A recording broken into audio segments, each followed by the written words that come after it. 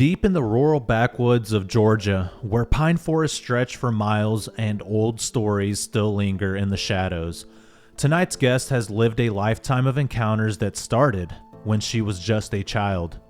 Joy's experiences began in 1973, when a creature she describes as something between a man and a gorilla stared at her through her bedroom window. From that moment on, the activity never stopped. From being stalked in the woods, to hearing terrifying screams at night, to finding massive tracks and witnessing objects thrown with impossible force, Joy's story spans decades of encounters with what locals call the Booger Man. And these aren't just sightings, these are moments that left a mark on her life, her family, and the land she grew up on. If you enjoy listening to Sasquatch Theory, like this video, subscribe to the channel, and be sure to comment down below. If you have a Bigfoot or cryptid encounter that you would like to share with me here on the channel, feel free to get in touch with me sometime at sasquatchtheory@outlook.com. With all that being said, let's dive straight into Joy's Bigfoot encounters from the state of Georgia.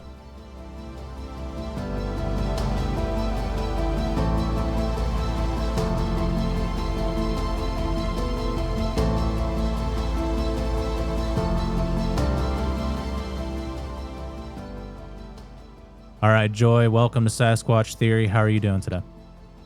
I'm fine. How are you? I am doing excellent. Thank you so much for asking, Joy. If you would, tell me a little bit about yourself, where you're from, and your Bigfoot encounters and experiences from the very beginning. Okay, my name is Joy, and I'm from Unadilla, Georgia. And it all started for me in 1973. It was the summertime. I was about 8 years old. My parents had left with my other brothers and sisters and left me with my oldest sister and my cousin, who was a year older than me. We stayed home that night. We watched a werewolf movie, and the windows were open. It was summertime. My parents got home later on. My sister and everybody went to bed. Me and my cousin stayed in the den, laying on pallets. I was located underneath a window. Our house was facing north, and this was sort of a horseshoe type house. You know, in the middle, it was blank. There was a septic tank that he didn't build over there, and the kitchen window was right there on the north side. I was right there facing, I was on the west side. There was a window right there. Well, we went to sleep, and in the middle of the night, I was suddenly woke up, and I opened my eyes and looked right there in the window. There was, it was a being looking in the window at me, and I was freaking out. I didn't know what to do. I was terrified. I couldn't move. I was paralyzed.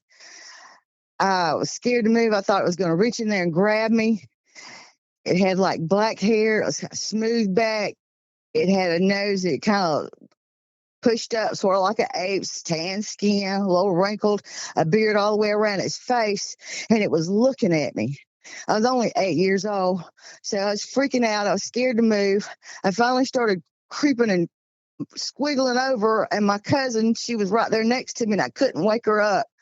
I pushed her and rolled her and pushed her all the way across the room to the back door, and she wouldn't wake up. She wouldn't wake up, so I couldn't take it anymore. And I jumped up and I ran to the back through the hallway to my sister's room, and I was beating on the door, begging them to let me in, screaming and crying. Oh, my God, let me in, let me in. That Booger Man or whatever that is, he's going to get me. He's going to get me. And they finally got to the door and let me in, and I got in between them. There was a sister on each side.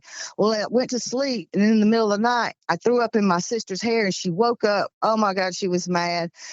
I had thrown up all in her hair, and so I had to get up and clean that up and everything. And then we went back to bed, and the next morning, when daylight came, I thought about my cousin. I said, oh, my God, my cousin is still in that room. That thing's probably done got her. I got to go check on her.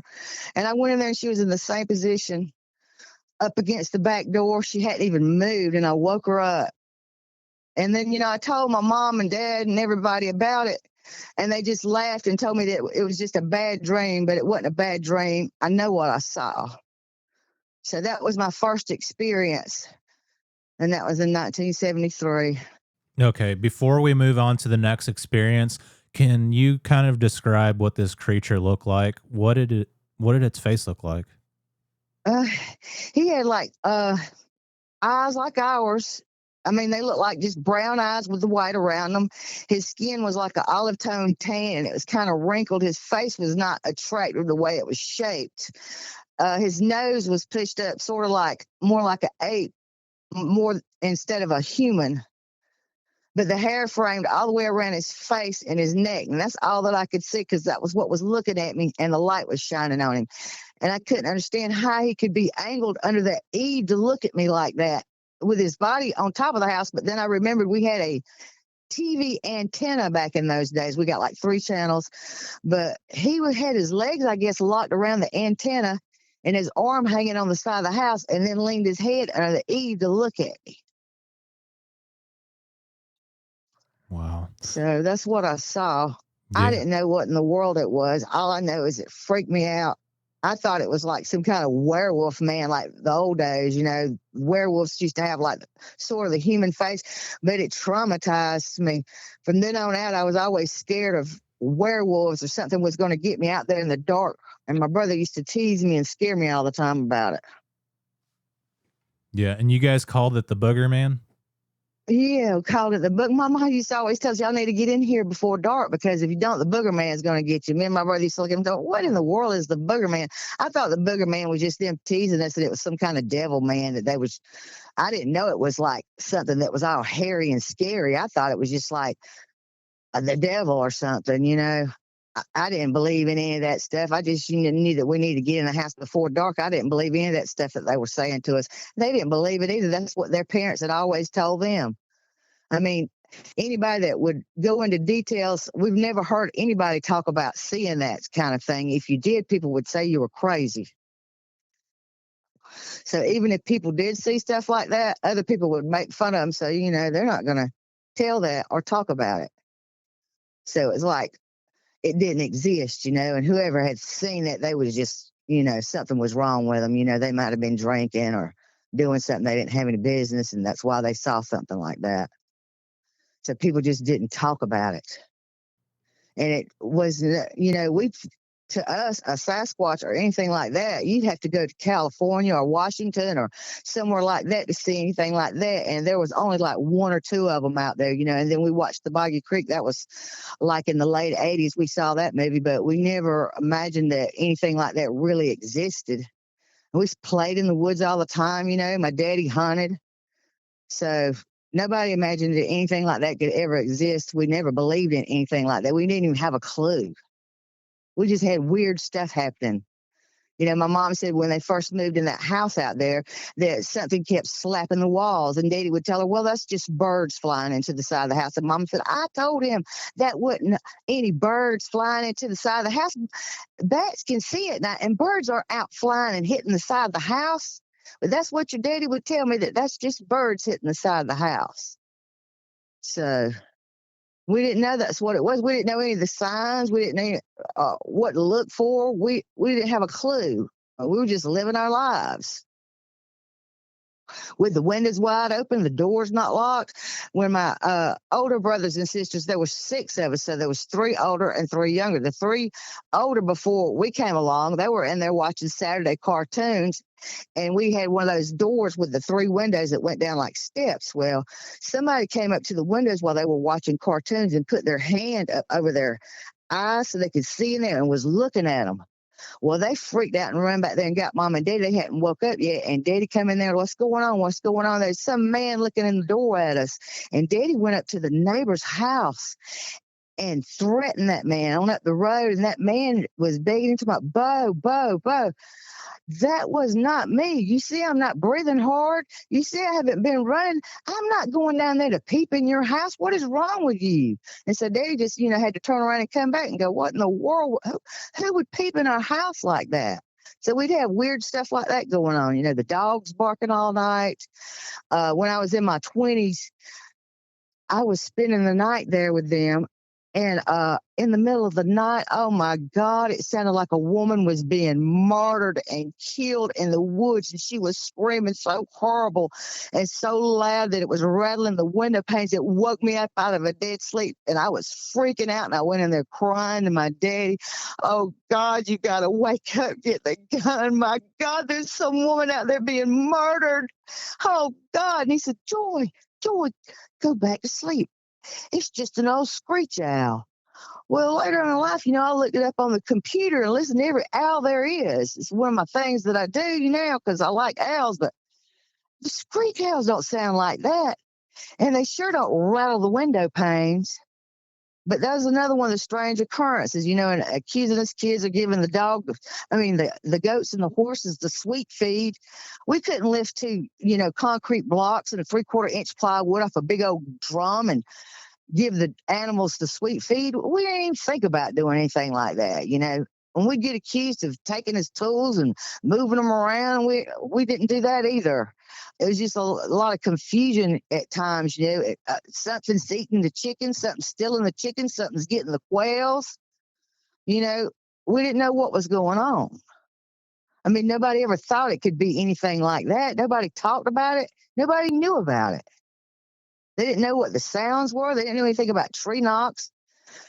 So that was, just part of the things that would go on around there with the dogs barking. I even had a dog one time that went missing that I had tied out behind my house. I was coming home from work one night and there was a box in the road. I was in a low car. It was a Camaro, and I run over the box, and oh my God, somebody had put puppies out there in the middle of the road, and I had to go side the road and pick them up. They were dead, one left.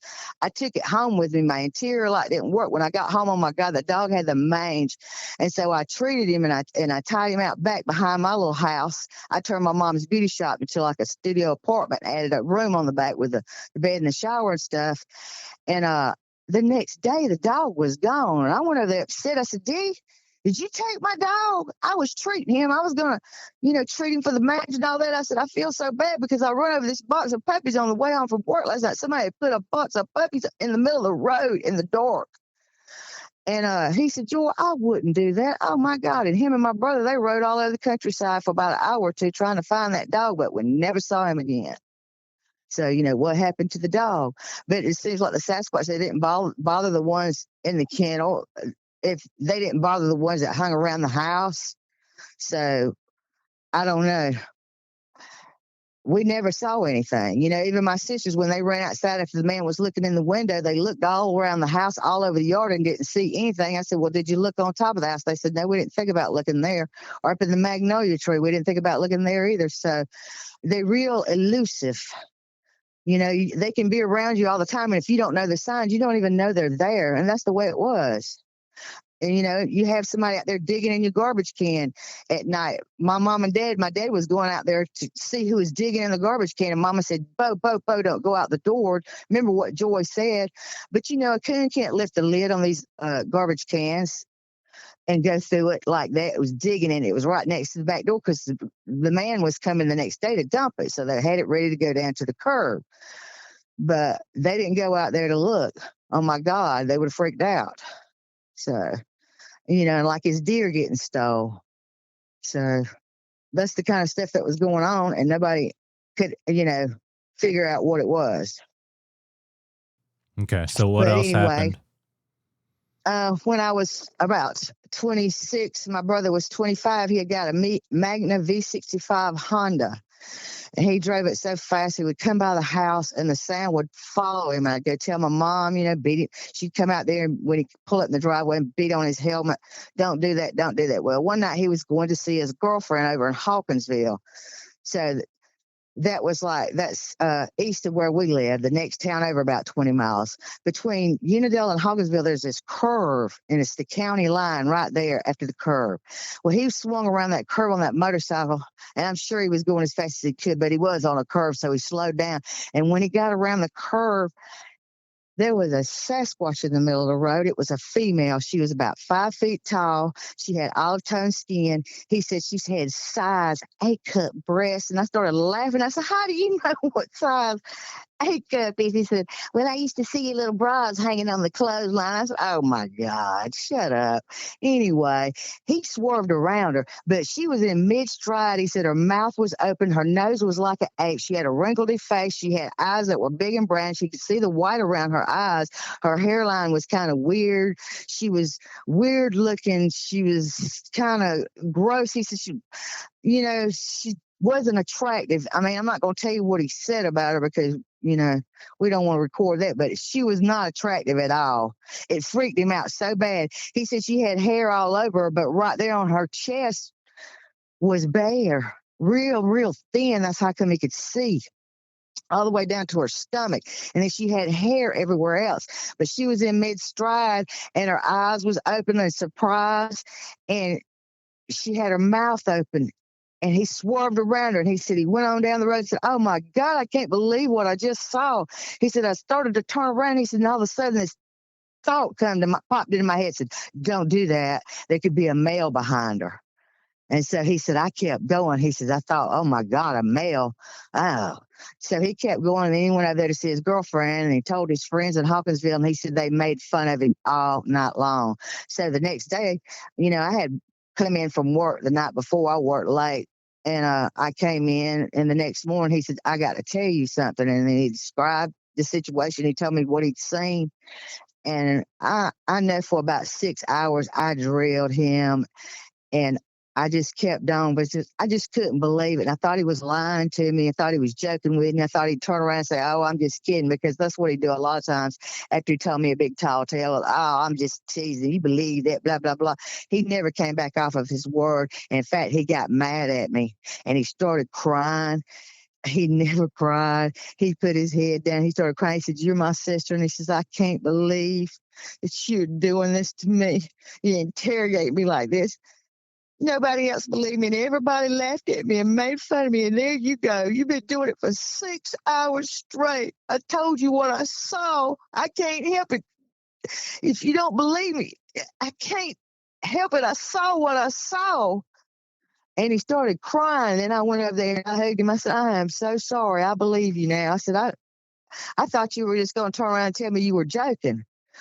I believe you, Ken. Don't cry. Don't cry. I'm so sorry. Please forgive me. I believe you. And then, I still, in my mind, I couldn't hardly believe it. And like the next day or two, he was walking across the yard and I came up on him. I said, hey, man, you saw a Sasquatch for real? And he wouldn't even talk to me. He looked at me like, you know what? You need to get on out of my face. I don't even want to talk to you anymore. He just told me, I don't want to talk about it no more. Don't ask me about it ever again. And I knew then he was telling the truth, but I couldn't accept that. Because even though I'd seen that when I was little, I mean, I just accepted everybody else's word that I probably dreamed it, but I know I didn't. And, and I just couldn't believe it. And so, later on, my brother, he's dead now. So, he never came back off of his word. So life moved on, time moved on, and I moved over to Marshallville, Georgia. That's another country spot. I mean, I was out there, it's probably 15, 13 miles out of Perry, out in the country. So going west, like toward Montezuma and Oglethorpe and stuff like that. But my sister had bought some land and she had a double wide out there, but she was a computer programmer. So she was working all over the place and I wanted to get away from living right next to mom and daddy. I told her, well, I'll move out there and take care of your place out there until, you're done with all your work and see about it, pay you the rent, take care of it and all that stuff. And so I moved out there. Well, as time went on, I lived there and it was kind of spooky out there, but I got used to it and I took care of it. I managed it. I cut the grass. I bought me a tractor and all that stuff, and I had a neighbor next to me. She had horses. And so one night I was sitting up in there and I heard something take a stick under the eave of the double wide from one end to the other, like a picket fence. And it had to be something tall because it was underneath the eaves at the top of the double wide from one end to the other. And I was freaking out. I kept all my windows closed after that. I put blinds up, curtains, and all that stuff. Something, or somebody is out there. Oh my God, and I started getting scared. And sometimes I would just walk out there at night by myself and walk around the yard so I could relieve the anxiety of the fear of living there, because I couldn't understand what would have done that. And it wasn't even a month later, my neighbor came over to my house and woke me up out of bed. She was screaming at the back door, pounding on it, begging me, let me in, let me in. It's Joy, it's Ava, let me in. I said, oh my God, what in the world? I jumped up and went to the back door. I said, come on, get in. And she locked the door. I said, okay. She's like, have you been over there to my house, slapping on the side of it? I said, hell no, you got a Mac Daddy. There's briars, there's a fence. I got better things to do. I'm not going to go out there in the dark and slap the side of your house. Are you kidding me? She's like, well, something weird's going on. I said, yeah, something weird's going on. And I told her about the stick incident from one end of the house to the other. I even told my dad. He said, well, that was probably an armadillo. I said, Daddy, armadillo's not going to be under the eave of a house. It wasn't down below. I told you it was coming from the top. But anyway, she started parking her vehicle right in front of her house after that, because she was so scared. So, and then, later on, I wanted some peaches. We had peach groves all around there. And I said, I'm going to slip over here and get me some peaches in the middle of the night. And I don't want to get caught. I ought not do this. But, I put on all black and I got me a bag. I said, I'm going to go over here across the road over here and get me some of these peaches. Well, I did. I went over there and I was going to get some peaches. And I climbed up that big, tall, 6-foot bank onto the flat part where the peach grove was and, started toward the trees. I went in like 2 rows. And all of a sudden, oh my God, there was a herd of deer and they were just stampeding all around me. I was petrified. I had to get against a tree because I was scared they were going to run over me and kill me out there. And they were stomping all around me. And there was no sound except for them thundering down and running all past me with their horns and all kind of stuff. It was a whole herd. Anyway, I forgot about them peaches. As soon as they cleared me, I got on back down that bank and went back home. That was enough of the peach stealing. No way. So, it makes me wonder what was chasing those deer. I heard no coyotes. I heard no yipping or nothing like that. It was totally quiet. So I like to get killed over trying to get some peaches. So, that should have been a clue right there for me, So anyway, later on, I moved from there and I went up here to Warner Robins. And so I bought a house up here. My sister came back home. And when I got up here, I started going to college and stuff. So I got me a computer and I got on the internet. Oh my God. And then I said, well, I'm bored and see what they got on YouTube. And then I started looking at, Sasquatch encounters. I looked at Sasquatch and I couldn't believe it, man. I was like, oh my God, they're going to talk about this. This is crazy. It was Brent Sawins and Bigfoot Crossroads. And later on, it was Scott Carpenter. And I would listen to all these eyewitnesses and all these tales and stuff. And then I started putting it all together going, oh my God, that's what that was. That's what was happening. My brother was telling the truth, but I still hadn't seen one myself. So I found it hard to believe still. So I said, God, please, I just got to know, is Sasquatch real? I need to see one for myself. Oh my God, this is just unbelievable. How could this be going on and nobody know about it? And then all this weird stuff that's been happening, it'll explain a lot of things, And so, I had a couple of friends and different ones, and we'd go looking. I know that's stupid. Be careful what you look for, So, we went up to Bond Swamp, man, this one my neighbor's brother, and we went up there and they had a 4-mile trail. And then, we got in there and I said, well, here's some coon tracks, possum tracks, and I brushed back the leaves. It was like a step up on the muddy road, and it was icy cold weather. It was 35, 40 degrees that day. And when I brushed them leaves back, there was a perfect human child's foot, every toe, everything squished down the mud down to the next level. And then I started pushing the leaves back everywhere else. And I'm like, no way, nobody's going to have their little kid that's 2 or 3 years old out here barefooted in this kind of weather. What in the world? But I never could find another track. And then when we got looking, there were structures everywhere with the trees bent over and X's and stuff like that. And then that boy, he was kind of, he had a little slight mental issue, of a little bit of schizophrenia. He was kind of childlike. He was like 20 years younger than me. He was a sweetie pie. He went to freaking out. He said, they're watching us. They're watching us. Oh my God, we got to get out of here. He was about to cry. I'm like, man, you need to calm down. And there's nothing out here. Quit, man. It's going to be all right. We just walk this way a little bit. But we couldn't do it because he was so upset saying they were watching us and watching. So I just got creeped out. I said, you know what, let's go. So we got in the car and left. But when I got home and researched Bond Swamp, there were two boys from Cochran that were up there. They went out there fishing and they thought it was a bear out there in the water. So his friend yelled at it. And when they did, he turned around and looked at him and it looked like a big old ape, they said. And it started chasing them, and they run down the railroad tracks that's located near there, and then they split up, and it was screaming at them and being all aggressive and violent, and they finally got up out of there, and they said they'd never go back fishing there again. And then on the website, it was a report that the sheriffs had this little boy that was over there, messing around hiking, and he had saw one. So he went home and told his family. And this is an actual report that I looked at myself. And his older brother said they were going to go over there and look, that he didn't know what he was talking about. And so they went and looked too. And then they got chased out of there. And then the sheriff came and they wrote reports on it and all. So there's something there too. And then on another excursion I went on, we went over to this place over in Fort Valley, Georgia. It's called the Little Grand Canyon. My sister had showed it to me years ago, but it's a place with the hills, and looks like bauxite down there, and it had washed out like a big giant gully, and it's on a little dirt road, and it ends up in the back of the cemetery over there. But we rode down in there, and I had this bullet, and I got out and I started blowing it, and it was making whistling noises all through that canyon. And there was no way I was going to go down there and get down in it. And then it had a ledge up there, and I looked up there, and I said, look, man, there's deer tracks up here. And it had been sprinkling, and it was like Georgia clay and sand. And I was looking at the deer tracks, and all of a sudden, there it was, man. It was like a 16-inch barefoot print. And I was like, oh, my God, look at that. It's a print, man. It's a print from a Sasquatch. I mean, I know some people with some pretty big feet, but 16 inches, I've never heard of or seen a guy that wore 16-inch shoes. I mean, a man with feet that big, but they might be some out there, but it was really big.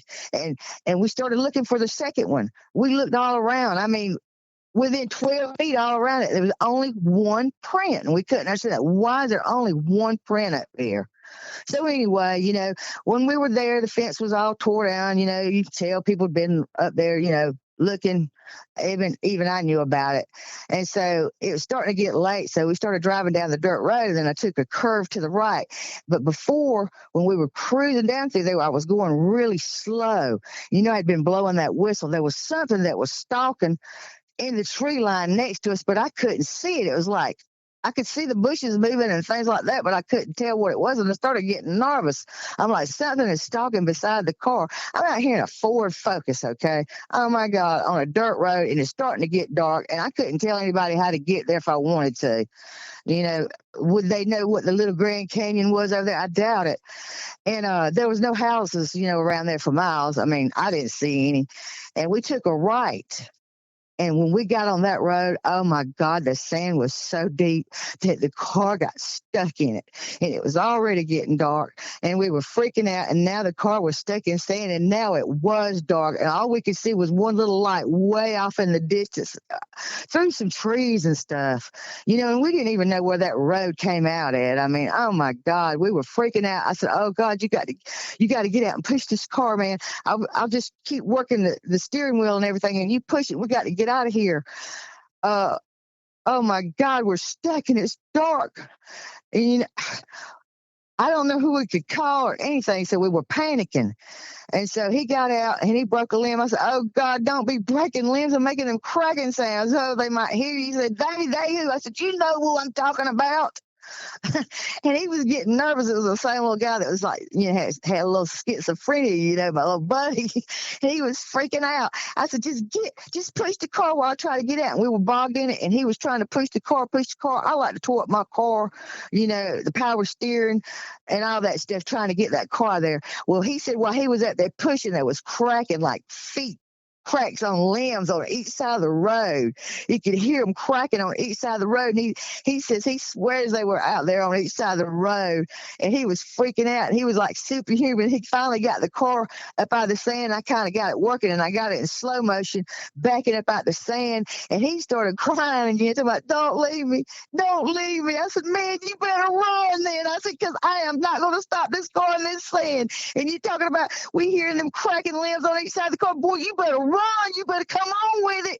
And so he kicked it in high gear, jumped in the car, and then we finally got it on the firm dirt and went back the way we came. But all the way back to Fort Valley, his leg was shaking so bad, man. He was about to throw up. And I was too. I was like, oh my God, man, I need a four-wheel drive. This ain't going to work in the Ford Focus.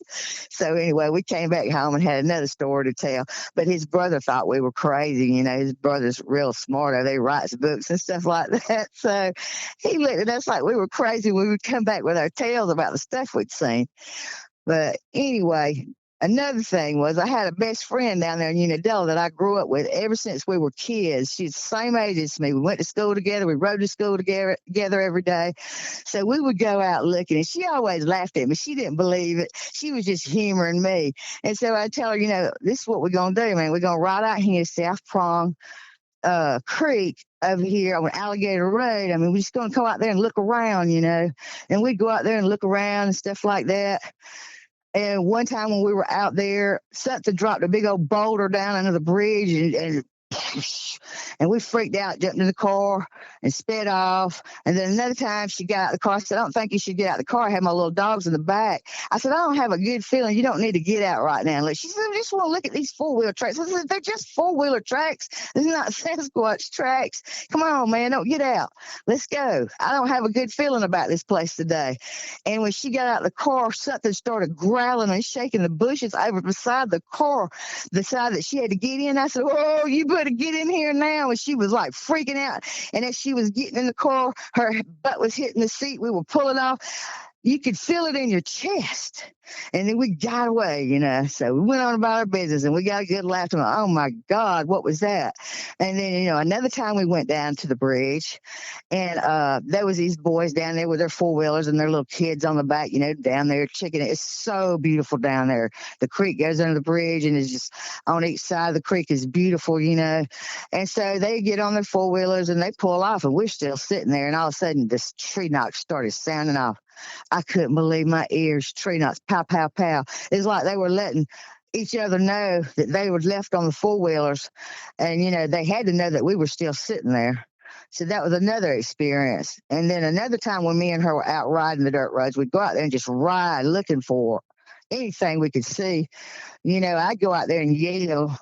I had learned this word, Oseo, Ia, Niha. It was like by this lady named Kat. It's on one of those Bigfoot shows. And so I was yelling it out because it was ancient Cherokee dialect of hello, I am your friend. And I did it one time on this little hedgerow that was off the dirt road, and I got a single tree knock back. I couldn't believe that. I'm like, oh my God, man, I got a response. It's unbelievable. Somebody in there down deep in the woods hit it. Sounded like, you know, a Louisville slugger. Pow, right back at me. And so, you know, and then another time we went over Big Creek down Elko Road. You know, we were just riding to see what we could see, and we didn't see anything, and it was kind of late, and it's getting dark, and I had to go home. I said, well, I didn't hear anything. We didn't see anything, and I dropped her back off. And then on the way back, I drove real slow over that bridge going over Big Creek. And when I did, oh my God, it sounded like something just crushed a big old giant tree. Crash. It was so loud. And I was just like, why did it wait till I was by myself to do that? That's weird. You know, I always do stuff when you're by yourself and you don't have anybody with you. The weird stuff that they do. So anyway, time went on, you know, and I went on with life, and then I got a phone call from my brother one day telling me that they wanted me to help put my daddy in the nursing home. My mama did, and I told her, no, ma'am, I'm not going to do that. I'm not going to help you put him in the nursing home. I love my daddy. I'm not about to do that. So, you know, you might better call somebody else. I can't do it. She got mad at me, but I don't care. You know, and then my brother went down there, and they took him to the nursing home. It was horrible. I was so depressed. I just thought about it night and day. And I couldn't believe it. And then my mama had to have somebody stay with her. And then my brother calls me like, you're the only one that's not working. So, you're getting elected to go down there and stay with mom. I said, oh, so you're just going to tell me I got to go down there and stay with her. Oh, my God.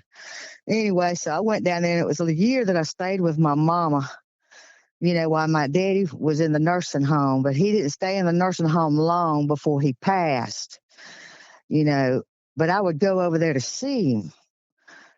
And one day on the way back, 6 days before my daddy passed, that morning when I got up, my mama told me, Joy, you ain't going to believe this. And I'm like, what? She said, your daddy was standing right in front of me, in front of that breaker box. That the weird ghosty stuff always seems to happen around electrical things. But she said he was standing there in front of me, and everything that he wore when we took him to the nursing home, she said, I couldn't believe my eyes.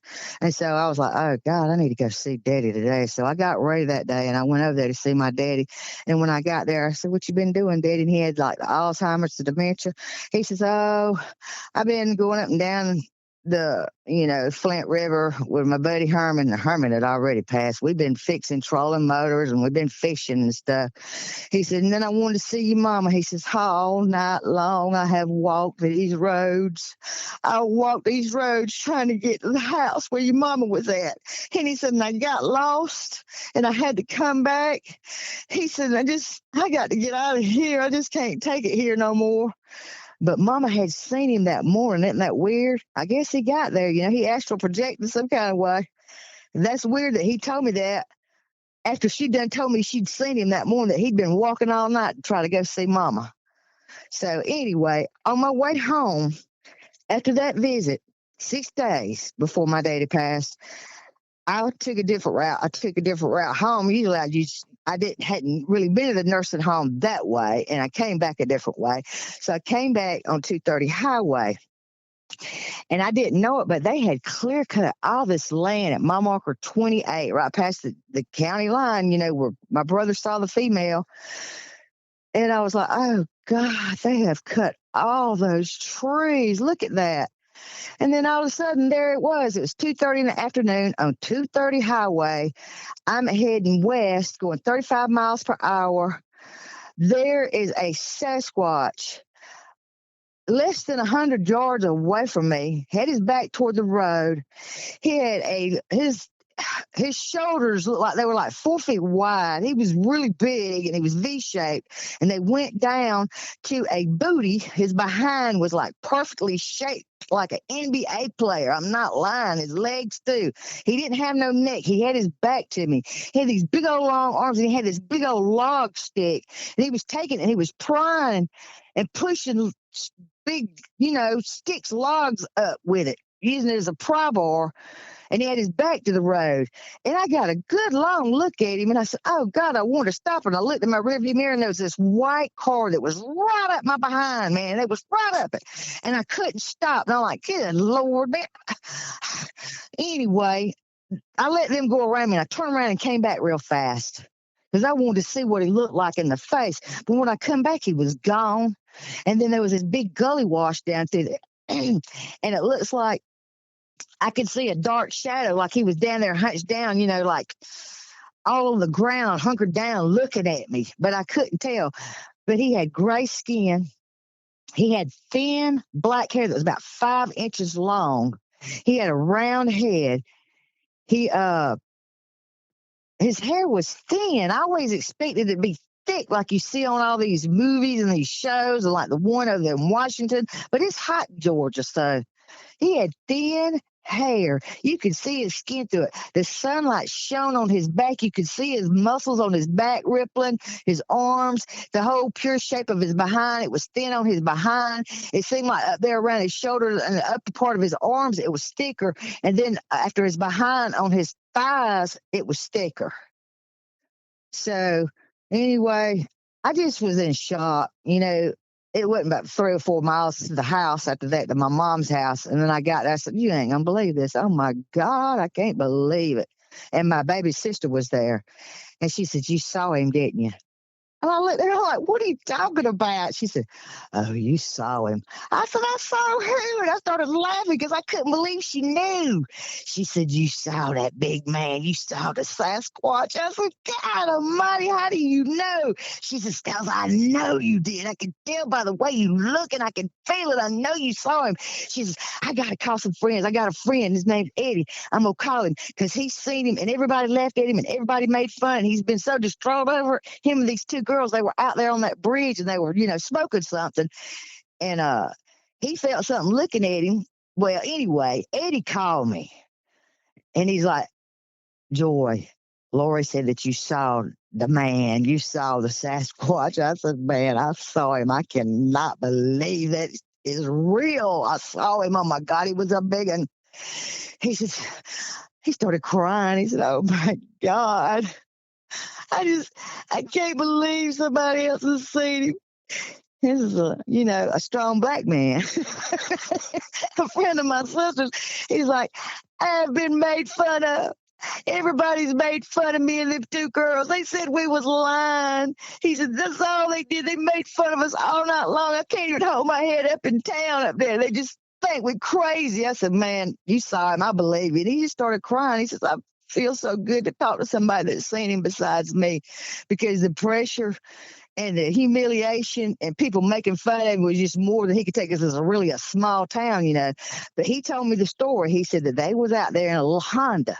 And they was out there smoking on the bridge on Alligator Road. He says, I felt something looking at me. You know how you can be in a crowd, you can feel somebody looking at you. He said, I felt something looking at me. He said, I turned around and looked out there by the creek. He said, and oh my God, there he stood. He said, oh God almighty, he was big and he was ugly and he was scary. And I told them girls, I said, look. And he said, they look. And it's two black girls. He said, oh my God, they went to screaming. He said, they was kicking me all upside the head. And it was a stick shift. We was in that little bitty car and it was rocking and they was screaming. And that thing started walking toward us and they was kicking me and about to tear up my car. And I was freaking out and I couldn't get it in gear because he said they was kicking hard too. They was hurting me. They was kicking so hard. They was freaking out. And he said, and he went, when he put it in, put on the brakes to change it, to put it in gear to try to get out of there, he said this is when the taillights hit it. It was going, it was dusk. It wasn't quite dark yet, but it was getting there. And he said, and when he did, he said he looked in the back and he said all he could see was like, the bottom part of his, like up to his thighs. The thing was so big and so tall that he couldn't see anything but that part of his thighs through there. So anyway, he said they sped off, and went to Unadilla, and then they made the mistake of telling people. And he said, and they haven't lived it down yet. And then later on, I went with my mom to church, and there was this a girlfriend of my mom's, a really good friend of hers. She had a husband. His name was Thomas.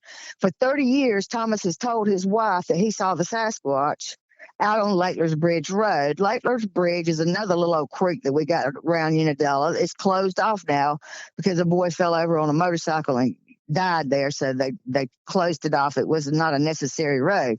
But when Thomas was young, he was older than me. He said he was just out riding, And, we like to ride in the country towns. We love to ride the dirt roads, man. It's in our blood. We ride the dirt roads and we check it out. We're checking out the nature. You see eagles, you see armadillos, you see all kind of stuff out there. Anyway, he says, I stopped there on the bridge a minute, listening to the water trickle. And he says, and I felt something, And I looked, and he said, and there it was, man. He said, it was a big old black thing. And he said, it's already starting to get dark. And he said it had red eyes, they were kind of glowing. He said, I had a heart attack. He said, it scared me so bad, and it was so big, and it growled. And he said, and I jumped in my car, and I went home. And he says, and I've told my wife for 30 years that I saw that, and she tells me every time and laughs at me and makes fun of me and tells me that I'm a liar. He said, do you know how that makes me feel as a man to have my own wife laugh and make fun of me and tell me a liar? I know what I've seen. I said, ooh, I know what you've seen too. Oh my God. And then I talked to Miss Kim. I said, Miss Kim, you need to quit doing that to Thomas. I said, because those things are out there and they're real. She says, Joy, you have got to be kidding. I said, no, Mama told you. I saw one a few days ago. You know this. So you need to quit that. You're supposed to be a Christian too. And you doing that to your husband? I said, that's wrong. And then the insurance salesman, Another story, he come out there to see Mama, he's a friend of ours. His name's John. I said, John, you ever had anything weird happen to you out here? Because I ask people all the time because I love collecting the stories. He said one time him and his daddy was over there fishing, and it was on that same creek from Latler's Bridge. He said they had put these here jugs out, the little trolling lines over there in the creek, and they were going to camp out and spend the night there. So anyway, they had done that, and they had them a little fire going. It done got dark, had the little tent and stuff.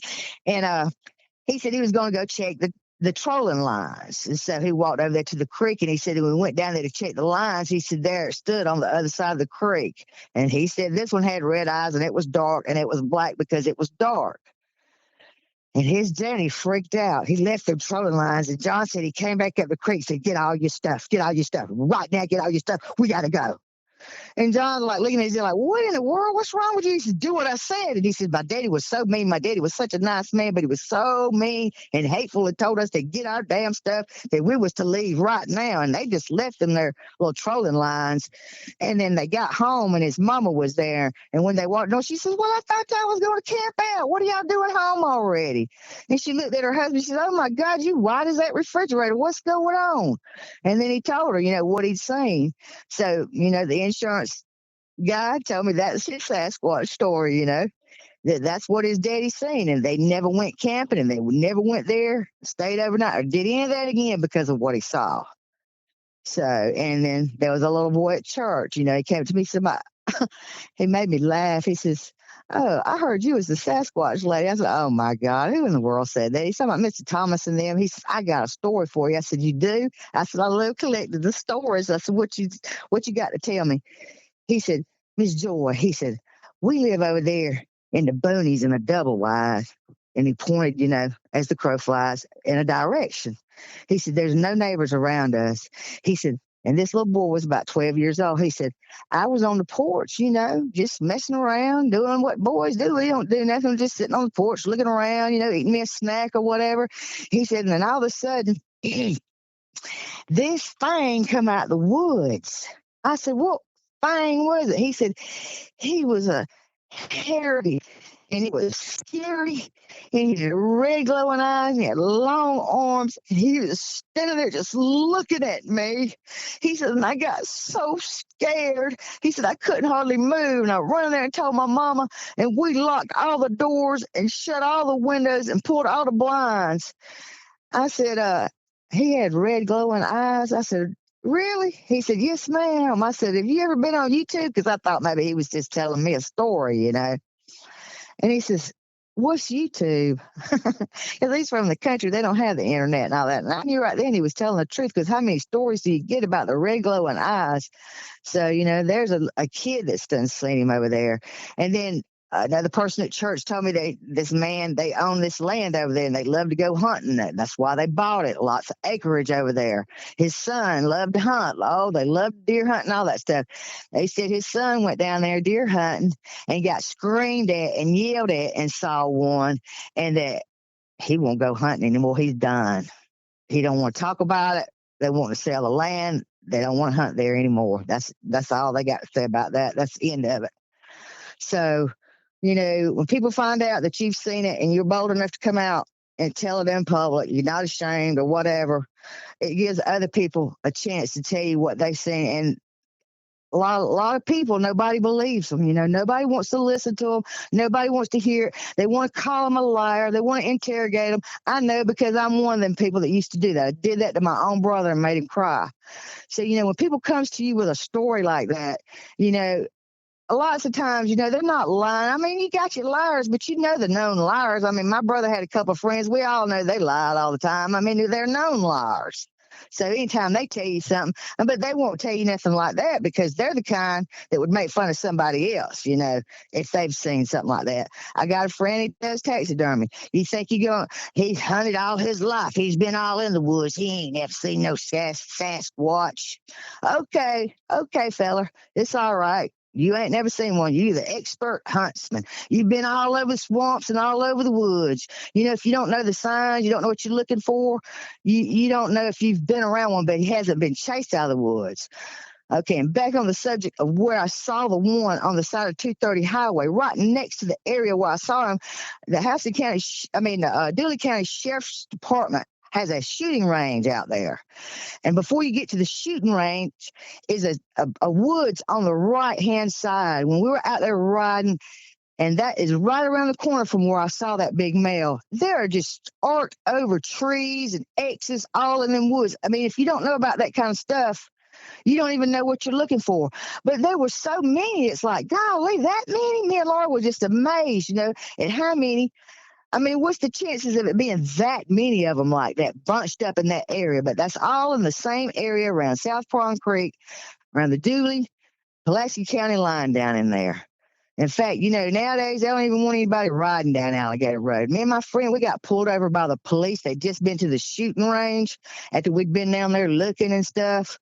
Oh, what are y'all doing out here? And there was about 10 of them. I'm like, oh, my God, man. Out here in the boonies, we get pulled over by 10 cops.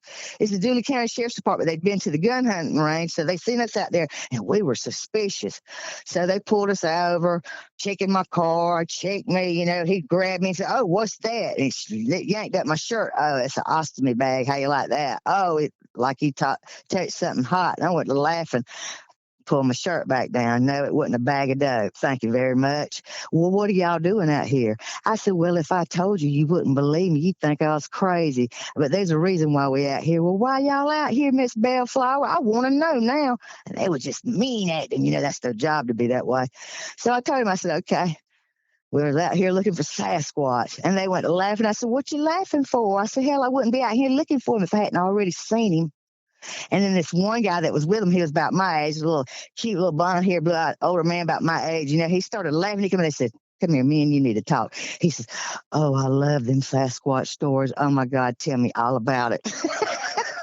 And while I was telling him the whole Sasquatch story, they'd go what's in my car, looking for drugs and all that. And my best friend pops out and they just totally ignore her. And that one's just mesmerized with the Sasquatch story. I gave him every detail. So the Dooley County Sheriff's Department, knows all about the Sasquatch. Because as a matter of fact, in 2 or 3 days, they had a 6-man hunting deer stand in the same exact spot that I'd reported that I'd saw that thing. So, why would they go through all that trouble to put that up at mile marker 28? Okay. So anyway, he told me, he said, go around to each one of these boys that's searching your car and tell them about what you're saying. And I started telling them, and their ears would turn red and their face would turn red and they wouldn't look at me. They were embarrassed. They were freaked out by it. I said, so while y'all out here hiding out, pulled up in these little groves, waiting on somebody to come by so you can bust them, I said, you better have your donuts tucked away somewhere. I said, because the Sasquatch will be able to reach in the window, and take them from you. They got their little stuff and they let us go on our merry way, and then Laura was like, man, they forgot all about me over there, when you started telling them about the Sasquatch, so the Dooley County Sheriff's Department knows about it. So I told him, I don't tell lies. I don't have a reputation for telling lies. I've never. My daddy told me when I was younger that everybody lies, and I looked at him like he was crazy. I said, no, Daddy, everybody don't lie. I guess he thinks that because, he used to go coon hunting all the time, and him and his buddies would stand around in the living room right there and tell a whole bunch of lies before they would go hunting. And that reminds me, I asked my daddy, has anything weird ever happened to you? And it was 2 things that happened to him that was strange. When he was a kid, he was on his bicycle. He had been at his friend's house too long, and he was on his bicycle, and it done got dark. And it was a curve and a hill, and on the hill was a graveyard. My daddy said he rode by the graveyard, and he said they used to call them ghost lights, gas lights, whatever. He says, well, I saw some up there at the graveyard, and as I rode about, and he said, one got after me, started chasing me. I was on my bicycle. I'm freaking out. I'm pedaling as fast as I can. I can't outrun it. He said, so I slung my bicycle down in the middle of the road, and I just run the house, run through everything, and jumped in my bed and pulled the covers over my head. He said, and all of a sudden I seen a light in the window, and it was that ball, and it said, Bo. And he said, and I was just freaking out because it was saying my name. He said, I can't believe how in the world would that ball of light know my name. He said, I was so exhausted. I was sweating under them covers until I just finally went to sleep, And then the next morning, this man came by and said, Miss Dora, what's Bo's bicycle doing out here in the middle of the dirt road? Well, that's because he left it. But on that note, Daddy liked to coon hunt. And so one night he went by himself and he had his blue tick hounds treeing. He was by himself sitting on a log. You know, he wore them headlights with the big battery back in the day. And so he's sitting there. He was by himself and the dogs were treeing. And he said, all of a sudden, something came up and tapped him on his shoulder and said, Bo. He says, I like to lost all of my bodily functions. He said it was all I could do. It was like I was walking in water to stand up and to walk forward. And then I got 12 feet around, swung around with my headlight, and there was nothing there. So I guess that's like counting coup on somebody. That's what the Native Americans do. So he tapped Daddy didn't see who it was. He thought it was one of his friends. There was nothing there. So he got his dogs and he went to the house. And after that, he never went coon hunting by himself ever again. That was the end of that. So anyway, I think that's about got it for the Sasquatch stuff that I can remember. Okay. You know, other than my best friend, you know, her daddy up there on that curve was doing logging work for the people that own the land right at the Dooley-Pulaski County line. It's a campsite. Her daddy was having lunch with him one day, and one of his co-workers came in and said, Mr. Lemuel, the men have quit working. They refuse to go back in the woods to cut the trees. They're all freaked out. They're all terrified. They said there's some kind of monkeys or some kind of apes or something out there in the woods. They're hollering at them. They're growling at them. They're throwing rocks at them. And they said they're not going back in them woods. They're scared to death. And so her daddy, you know, wiped his mouth, got up from the lunch table, you know, rode with them back out there and told him, look here, you're going to go back to work, because if you don't go back to work, you're not going to have a job. I'm not going to have a business. We ain't got it like that. You're going to go in there and you're going to get them trees. And so he forced them to go back to work, and they went in there and finished up. And whatever was out there backed off and left them alone. And they were able to get those trees and move forward and take them on out of there. But that was Laura's story from her daddy. And then I have another friend of mine. Him and his daddy was out on a logging road over there in Crawford County, way out in the woods. Only logging roads, dirt roads, all up through those woods. Okay, nobody lives there for miles. They go over there, him, his dad, and his uncle, and they shoot a deer. Okay, they got the deer. They're trying to get out of the woods with him, and then they're starting to be stalked. His uncle is a grown, brave man. Okay, he started crying like a little baby. Oh, Lordy, there's something following us. We got to get up out of here. Just drop that deer. Let them have it. Let them have it. I don't care. I'm finna bust up out of here. I damn that deer. And they're like, hey, you need to stay calm, man. They'd already been up to a creek and saw tracks, human footprints all around the creek, way, way deep in the woods. And nobody took their kids all up in there, all different sizes, you know, and they know that was what was after the deer. But, you know, them two, Chris and his daddy, they weren't fixing to give up their deer to nobody. They crazy like that. They from Cochran. But anyway, they made his uncle, you know, hold on to that deer and get it out of those woods. But all the way out of the woods, they were stalked and tracked and stuff being broke all around them. It was trying to intimidate them. So, and then I had another friend of mine. She was on the Facebook. She said, I just bought this property out here in Pulaski County, out here around Hawkinsville, and I just can't believe it. I told my mama, and she was posting this on Facebook, there's monkeys out there in them woods. And I'm like, I didn't respond back to her. I said, that's not monkeys, that's Sasquatch. And you know what? Crickets. Okay, people just can't believe it. And then my best friend, her son had been over there partying over there in Hawkinsville. Well, he couldn't get a ride home and he didn't have a car, so he said, Aunt Joy, that's what he calls me. I'm not really his aunt, but by blood. But anyway, he said I had to walk home. I said, oh, my God, you had to walk home on that long, desolate road. Oh, Lord, I couldn't have done it. He said, well, I had to, so I got to walk. And he said, and I got so tired. He said that, you know, I come to this here pine grove, you know, side of the road. And he says, hell, I had to lay down. He said, so I jumped the fence and went over there and made me a big old bed on that straw, you know. And he said, all night long, I heard monkey chatter. He said, Aunt Joy, are there monkeys out here in these woods? I told him, no. I say it's Sasquatch. He said, well, they didn't bother me. He says, I was out there sleeping. I know they had to know I was there. He said, but all night long, the monkeys chattered. So that was his story. And then his sister had been out there on the South Prong Creek Road, and they had this tree out there. They would go out there and hang dead people's shoes on. I'm like, y'all are weird. But they put their shoe out there. They called it the soul tree. Since then, it's been removed because I felt that's distasteful. But anyway, they had gone down there for that. They went down to the creek, checked it out, and was coming back.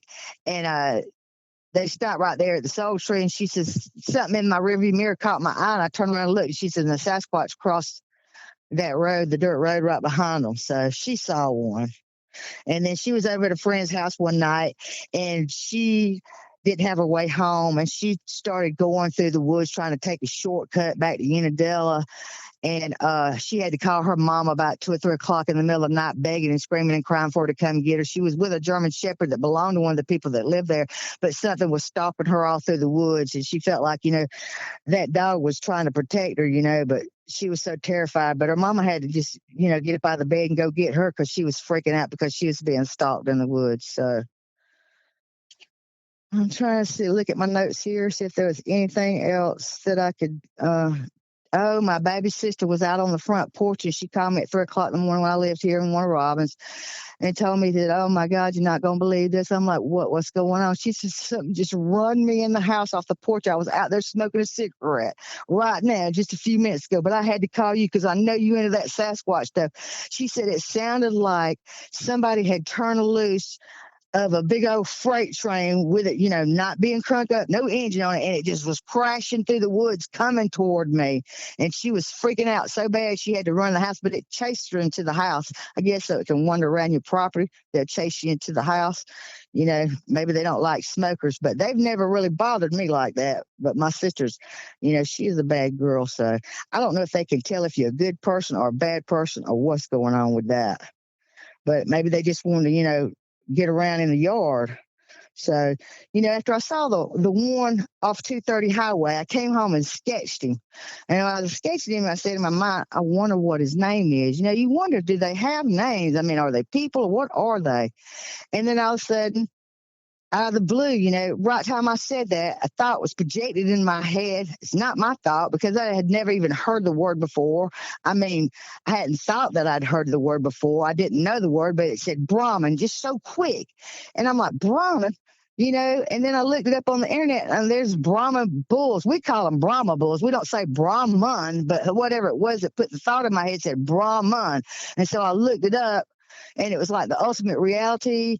It's supposed to be like the God source, like the source or the energy of all things that runs through everything that connects everybody. And that's what Brahman is. But I thought it was weird that a Brahma bull is gray and has the black hair on his shoulders and on his thighs. And that there Sasquatch that I saw on the back of his thighs, I didn't see the front, but the back was thicker and on his shoulders was thicker. But he was gray. So that was weird. And other than that, I've had a few sightings, like ghost stuff and an orb. Let me look at my notes here. Okay, so you have had about everything. Okay, one night I came home from work, took a shower. I used to sleep in the dark all the time because I wanted to save energy, not have any lights on. So I take a shower and I lay down in the bed. My whole house has been checked, which I did every night. All the doors are locked. All the windows are bolted. Everything's good. I lay down in the bed. And as I'm laying there, I start hearing somebody. I have hardwood floors, and I call it the blue room. When I moved here, I had to paint that room blue. But like a Hank blue, like a baby powder blue. Eddie Bauer blue is the color. But somebody was walking in that room with boots on, and I'm laying in the bed, and I'm like, oh my God, something is in my house. I just knew it wasn't a person. I was freaking out so bad. I couldn't hardly breathe, and I felt this negative energy. I swear to God, I thought I had a demon in my house. And I started praying to God and I was crying. I said, God, please save me. There's a demon in my house. You could hear it walking. I was so scared I couldn't even get up and go look, man. I said, what if I do see it? It's coming to get me, because the steps started coming toward, the hallway, and my room opened up the next room over from where this room was having that noise. And I was crying. I was freaking out. I was sweating. It happened so fast, and I was freaking out so hard. And I was praying to God, Archangel Michael, please come save me. There's a demon in my house. I just know it's a demon. There's a demon in my house. I'm freaking out. And then all of a sudden, those rooms are next to each other, adjacent the wall. They share the same wall. This big orb, it was blue, it was the size of a soccer, shot out of the top of my closet wall on the outside down to my face. Just inches, like 12 inches from my face. I've got a blue soccer-sized orb in my face, just right there. And then, I was crying and freaking out already. And then I said, oh, God, and what is that?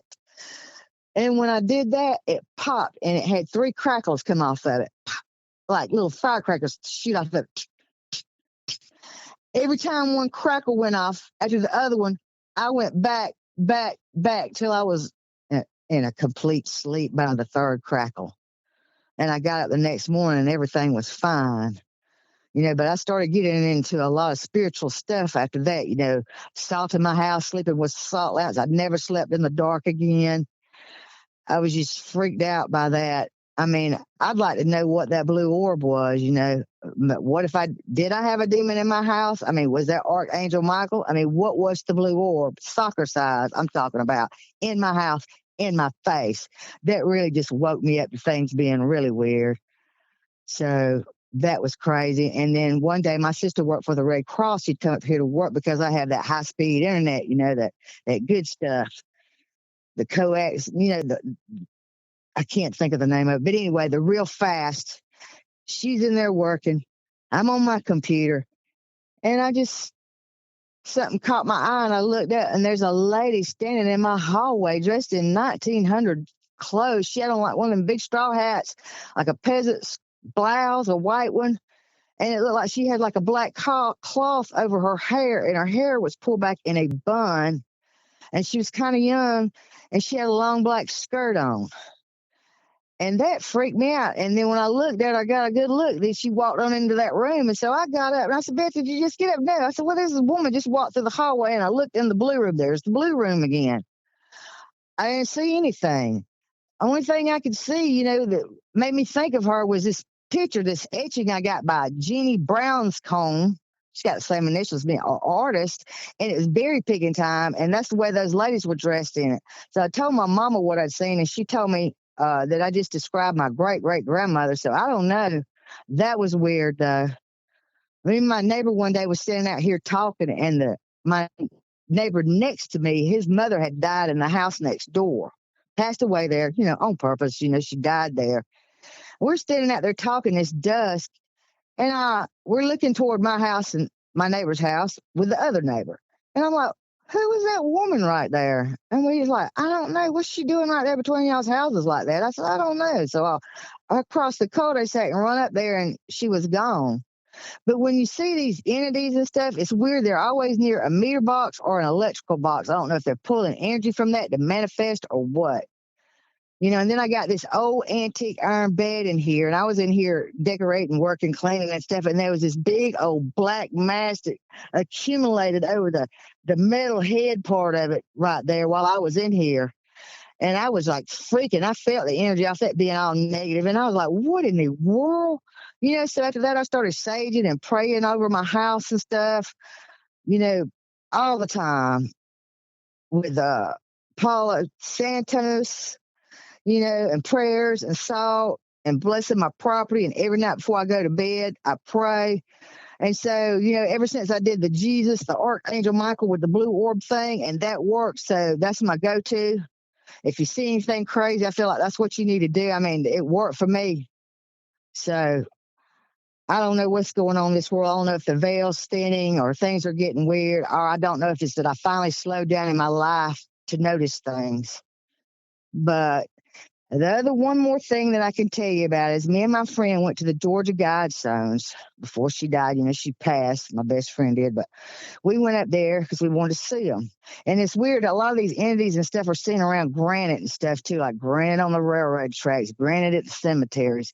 So we go up there to the Georgia Guidestones and we read them and all that stuff. And, I'm always looking at the sky because I see weird stuff in the sky from here time to time. Even my little boy saw a UFO over the pine tree here in this cul-de-sac. So I'm always looking at the skies. But I looked up and there was a chemtrail up there, and then there was a jet, and then there was this big silver round ball up there. It was bigger than the jet. It was closer to Earth than the jet. And it was up there. And I was like, oh my God, and what is that? That is weird.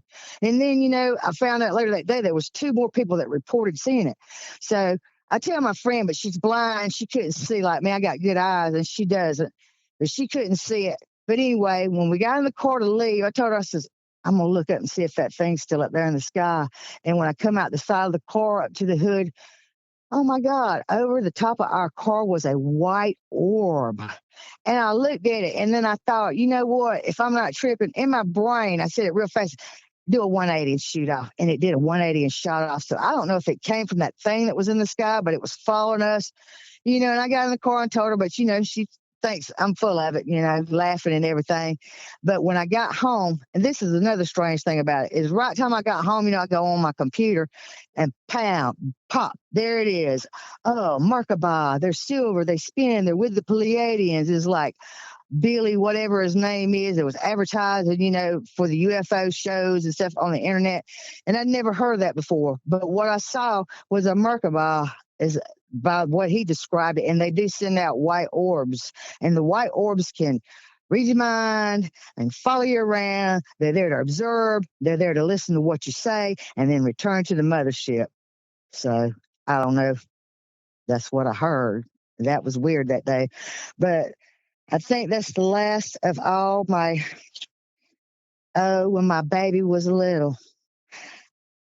I had a little boy. He was a baby. He was in the other room. It's the first time I let him sleep in his crib. I had a whole room just made up for him.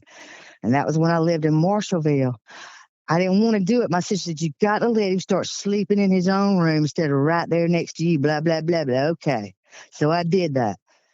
And in the middle of the night, I was in a dead sleep. Something came to my ear and said, your baby's suffocating.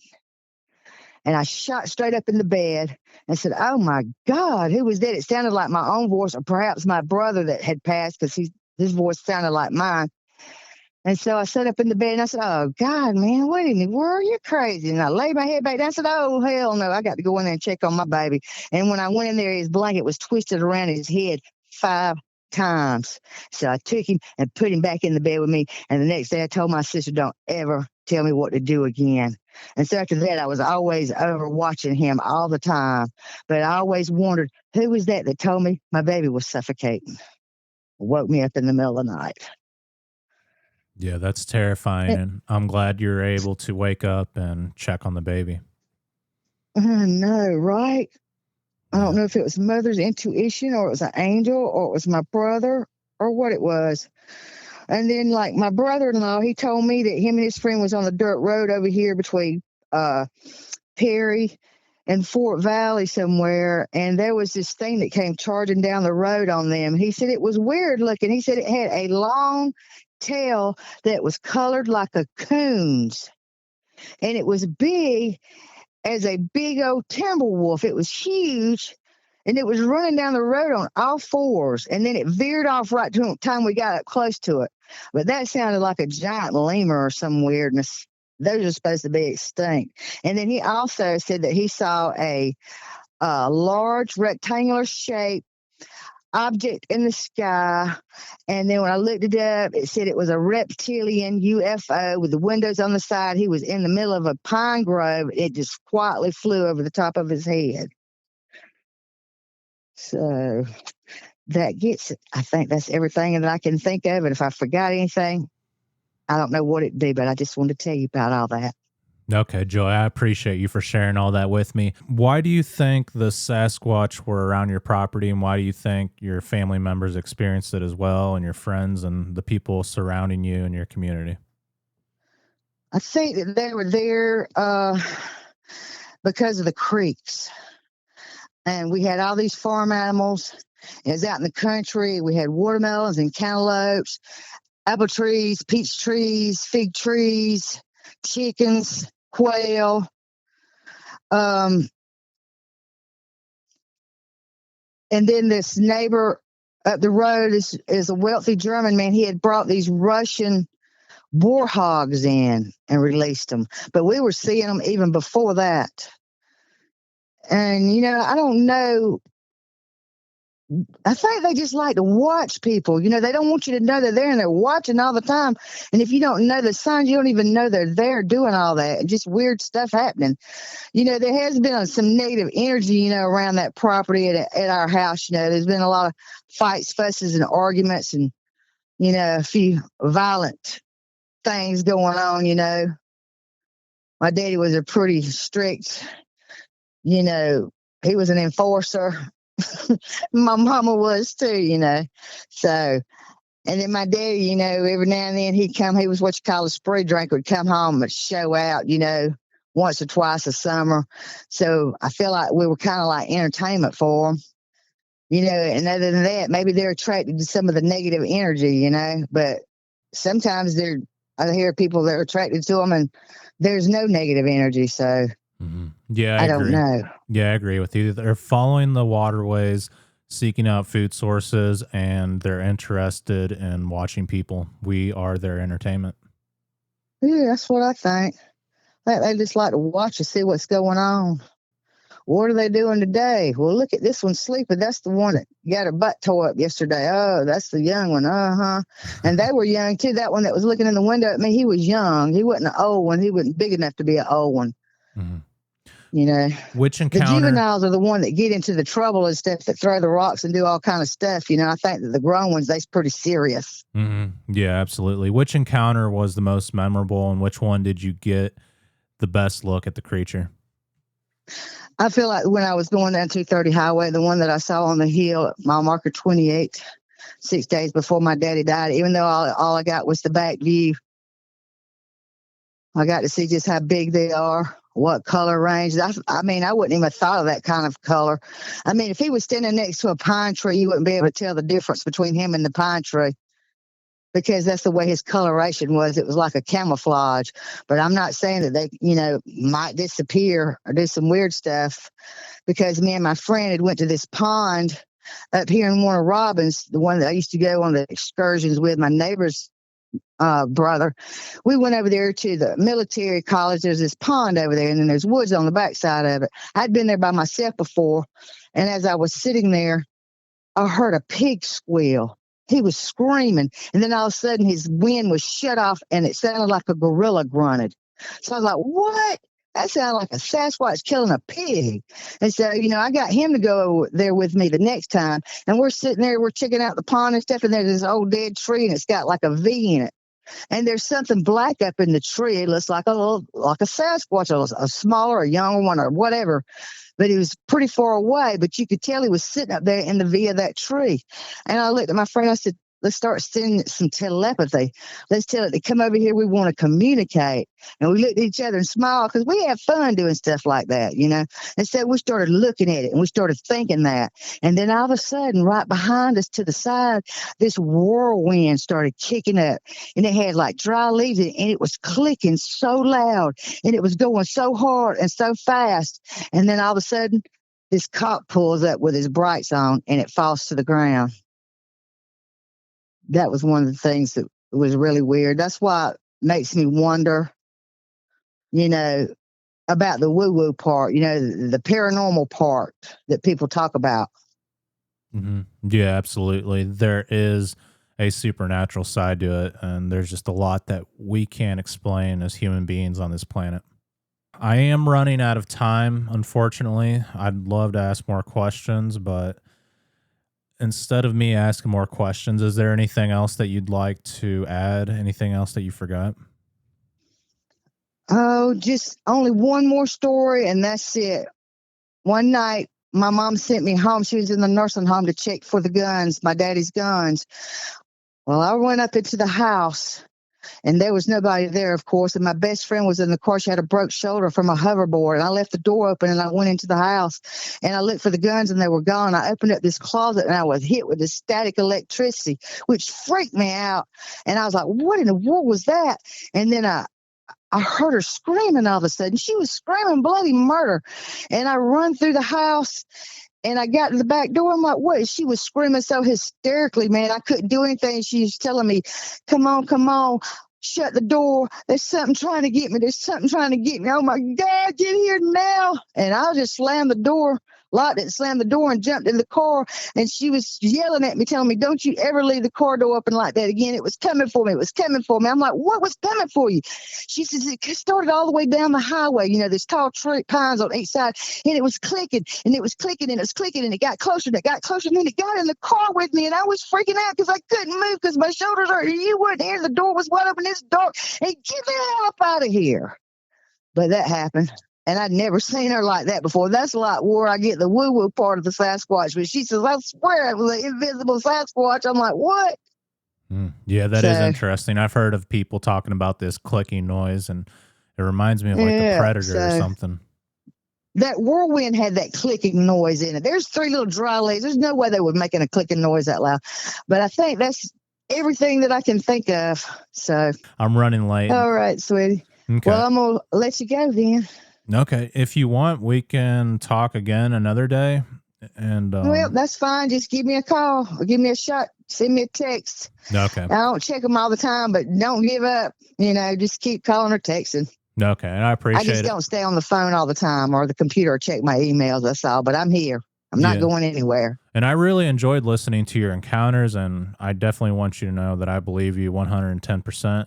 And it's just amazing to hear other people's experiences and what they went through. And after a while, you realize how similar they are, but at the same time, each person provides like a different piece of information that you didn't know about. So I definitely learned a lot from your information. There's a lot to go through. And whenever I edit the video, I'm definitely going to have a lot of questions, and it definitely piqued my interest. So if I think of some more questions, is it all right if I write them down and then call you and we can talk about them and maybe put it together with this podcast? Yeah.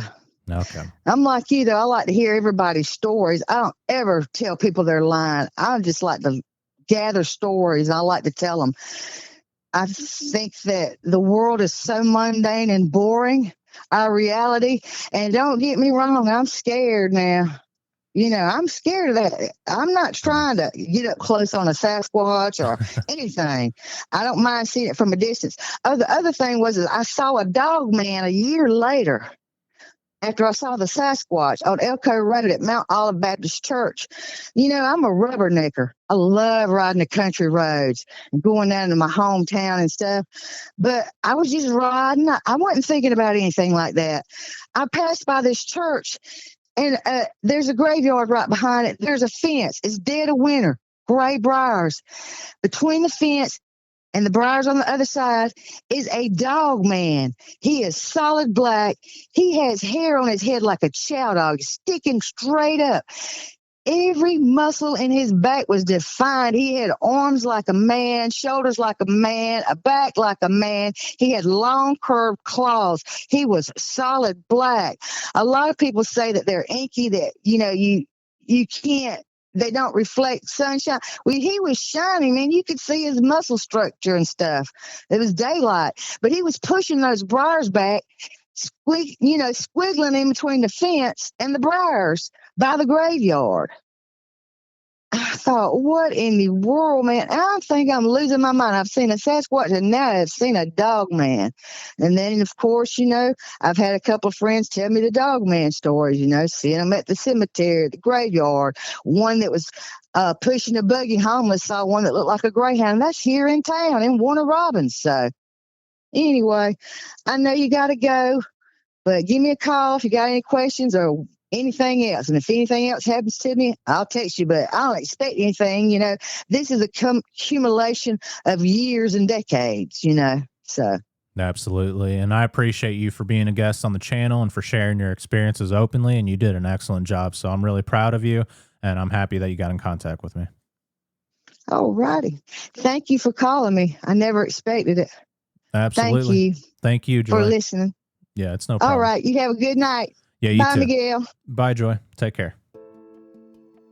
Joy's story isn't just about one encounter, it's about a lifetime of interaction with something that seems to exist just beyond our understanding.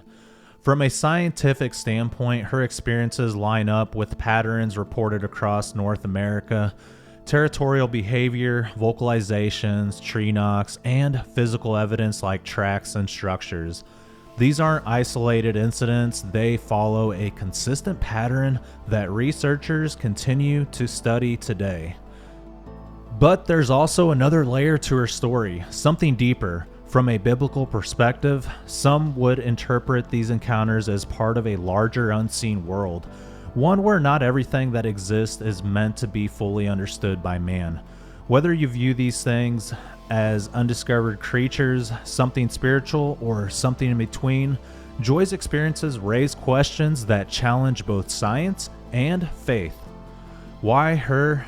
Why over decades? Maybe it's proximity, maybe it's awareness, or maybe some people are simply more open to experiencing what others never will.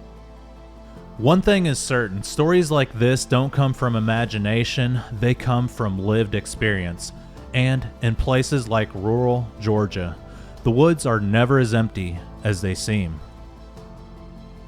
I really thought Joy was very genuine, and you could feel the emotion and terror in her voice. This tells me that these are real experiences, and she never missed a beat when she was relaying her encounters. If you enjoyed this episode, please like the video, subscribe to the channel, and if you have a Bigfoot or cryptid encounter you would like to share with me here on Sasquatch Theory, feel free to reach out sometime at sasquatchtheory@outlook.com. With all that being said, you guys be safe out in the woods.